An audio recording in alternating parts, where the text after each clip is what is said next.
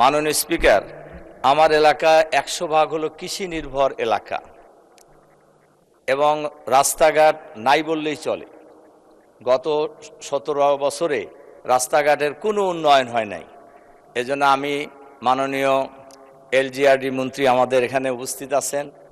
আমাদের উল্লাপাড়া হাটিকুমরুল মোড় থেকে বাগাবাড়ি পর্যন্ত রাস্তা যদি 4 লাইন করা হয় তাহলে জনগণের চলাচলের জন্য অনেক সুবিধা হবে। এর পাশাপাশি দুটি হাসপাতাল আছে।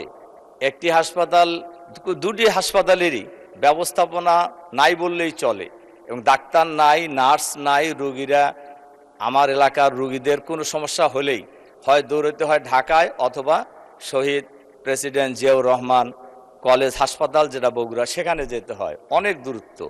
এজন্য আমি মাননীয় স্বাস্থ্যমন্ত্রীর কাছেও অনুরোধ জানাবো যে এই হাসপাতাল দুটি আধুনিকায়ন করার ক্ষেত্রে কি কি পদক্ষেপ নেওয়া যায়।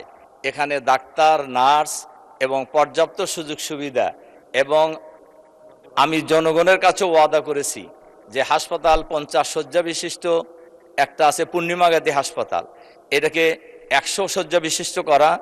আর উল্লাপাড়া উপজেলার প্রপারে কাওয়াক হাসপাতাল একটা আছে যেটা 30 শয্যা বিশিষ্ট, এটাকে যদি আমরা 50 শয্যা বিশিষ্ট হাসপাতালে রূপান্তর করতে পারি তাহলে জনগণের জন্য চিকিৎসা সেবা পাওয়া অনেক সহজ হবে এবং প্রয়োজনীয় ডাক্তার, নার্স এবং ধন্যবাদ মাননীয় সদস্য।